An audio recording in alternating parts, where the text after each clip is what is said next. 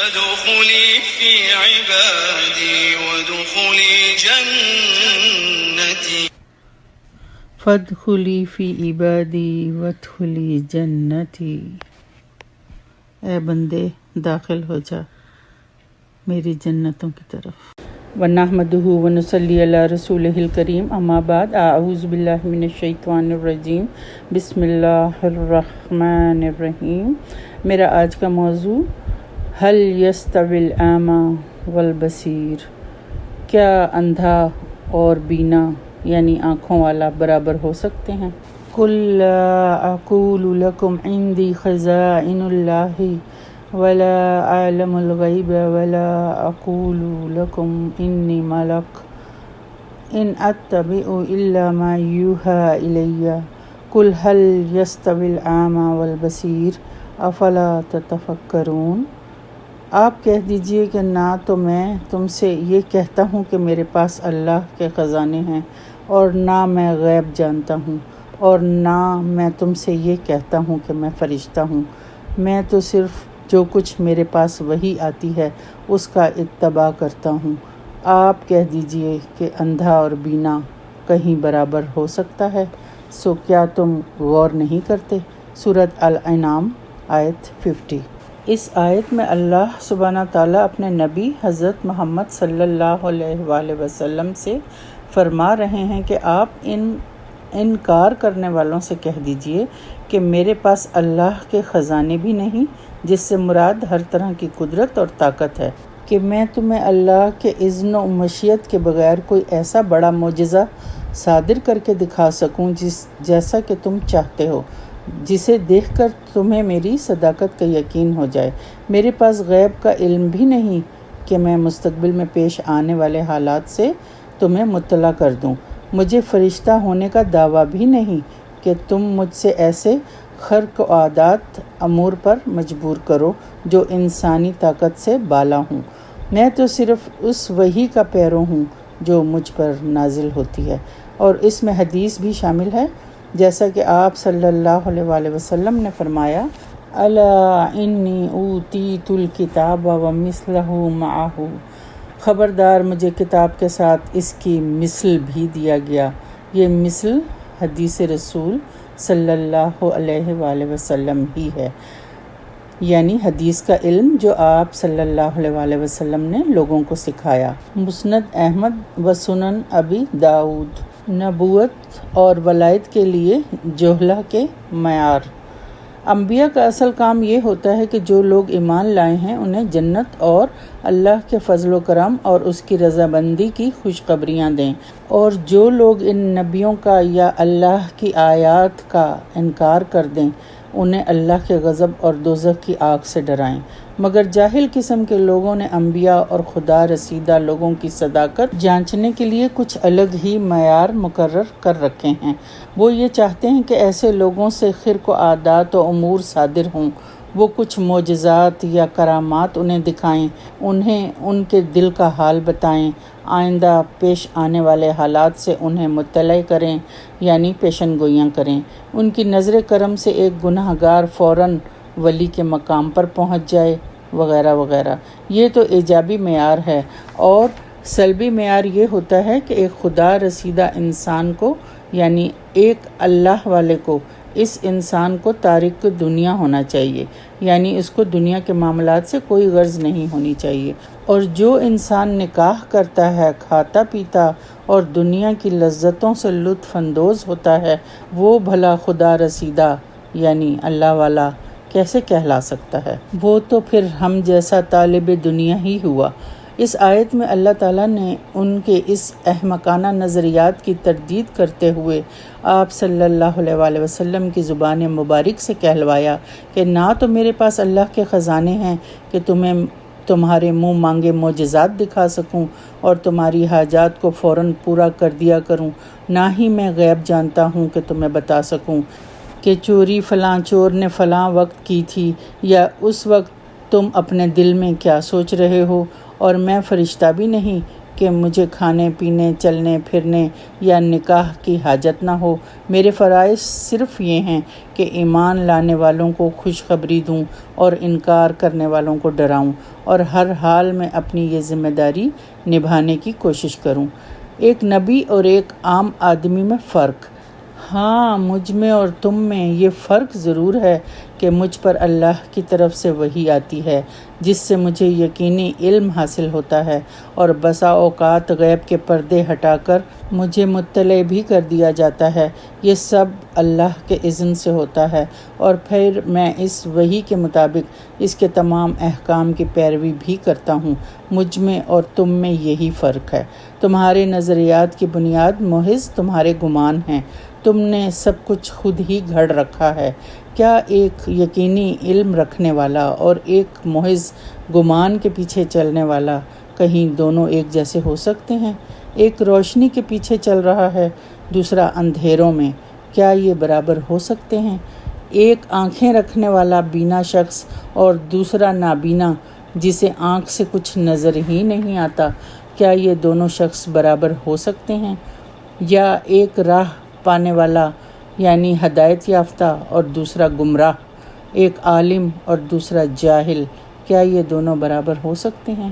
قرآن پاک میں اللہ سبحانہ تعالیٰ نے کئی جگہ انسانوں کو جگانے کے لیے، ہوش میں لانے کے لیے یہ سوالیہ انداز اختیار کیا ہے۔ سورہ الفاتر آیت 19 میں بھی آتا ہے وَمَا يَسْتَوِي الْأَعْمَى وَالْبَصِيرُ، اور اندھا اور آنکھوں والا برابر نہیں۔ آیت 20 وَلَا الظُّلُمَاتُ وَلَا النُّورُ، اور نہ تاریکی اور نہ روشنی۔ آیت 21 وَلَا الظِّلُّ وَلَا الْحُرُورُ، اور نہ چھاؤں اور دھوپ۔ وَمَا يَسْتَوِي الْأَحْيَاءُ وَلَا الْأَمْوَاتُ، اور زندے اور مردے برابر نہیں ہو سکتے۔ إِنَّ اللَّهَ يُسْمِعُ مَن يَشَاءُ، اللہ جس کو چاہتا ہے سنوا دیتا ہے۔ وَمَا أَنْتَ بِمُسْمِعٍ مَّن فِي الْقُبُورِ، اور آپ ان لوگوں کو نہیں سنوا سکتے جو قبروں میں ہیں۔ آیت 22 إِنْ أَنْتَ إِلَّا نَذِيرٌ، آپ تو صرف ڈرانے والے ہیں۔ آیت 23 إِنَّا أَرْسَلْنَاكَ بِالْحَقِّ بَشِيرًا وَنَذِيرًا وَإِن مِّنْ أُمَّةٍ إِلَّا خَلَا فِيهَا نَذِيرٌ، ہم ہی نے آپ کو حق دے کر خوشخبری سنانے والا اور ڈر سنانے والا بنا کر بھیجا ہے، اور کوئی امت ایسی نہیں ہوئی جس میں کوئی ڈر سنانے والا نہ گزرا ہو۔ سورہ الفاتر آیت 24۔ سورہ ہود آیت 24 میں آتا ہے مَثَلُ الْفَرِيقَيْنِ كَالْأَعْمَى وَالْأَصَمِّ وَالْبَصِيرِ وَالسَّمِيعِ هَلْ يَسْتَوِيَانِ مَثَلًا أَفَلَا تَذَكَّرُونَ، دونوں فرقوں یعنی مومن اور کافر کی مثال اندھے، بہرے اور دیکھنے سننے والی جیسی ہے، کیا یہ مثال میں برابر ہیں؟ کیا پھر بھی تم نصیحت حاصل نہیں کرتے؟ یہاں دو قسم کے انسانوں کا موازنہ کیا گیا ہے۔ فرمایا اللہ نے کہ ایک کی مثال اندھے اور بہرے کی طرح ہے، دوسرے کی مثال دیکھنے اور سننے والے کی طرح۔ کافر دنیا میں حق کا روئے زیبا دیکھنے سے اندھا، یعنی حق کا خوبصورت چہرہ دیکھنے سے اندھا، تو آخرت میں نجات سے محروم۔ اسی طرح حق کے دلائل سننے سے بہرا بنتا ہے، یعنی اسے حق سنائی ہی نہیں دیتا، اسی لیے ایسی باتوں سے وہ اپنے آپ کو محروم رکھتا ہے جو اس کے لیے مفید ہوں۔ اس کے برعکس مومن سمجھدار، حق کو دیکھنے والا اور حق و باطل کے درمیان تمیز کرنے والا ہوتا ہے، اسی لیے وہ حق اور خیر کی پیروی کرتا ہے، دلائل کو سنتا ہے اور ان کے ذریعے سے شبہات کا ازالہ کرتا ہے اور باطل سے اجتناب کرتا ہے۔ کیا یہ دونوں برابر ہو سکتے ہیں؟ ایک دوسرے مقام پر اللہ سبحانہ تعالیٰ فرماتے ہیں لا یستوی اصحاب النار و اصحاب الجنہ، اصحاب الجنت هم الفائزون، جنتی اور دوزخی برابر نہیں ہو سکتے، جنتی تو کامیاب ہونے والے ہیں۔ سورہ الحشر آیت 20۔ ایک اور مقام پر اسی طرح بیان فرمایا اندھا اور دیکھنے والا برابر نہیں، اندھیرے اور روشنی، سایہ اور دھوپ برابر، زندے اور مردے برابر نہیں۔ سورہ الفاتر آیت 35، 19، 22۔ کیا سمجھانے کا انداز ہے! کنٹراسٹ کے ذریعے، کمپیریزن کے ذریعے۔ اگر تھوڑی بہت بھی عقل ہو اگر انسان کے پاس تو بات سمجھ میں آ جائے، بس شرط یہ ہے کہ دل کا زندہ ہونا ضروری ہے۔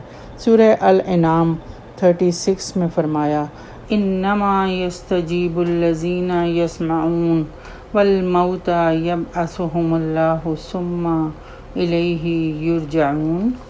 وہی لوگ قبول کرتے ہیں جو سنتے ہیں، اور مردوں کو اللہ زندہ کر کے اٹھائے گا، پھر سب اللہ ہی کی طرف لائے جائیں گے، یعنی اس دن وہ جواب دیں گے کہ وہی جی اٹھنے کا دن ہوگا۔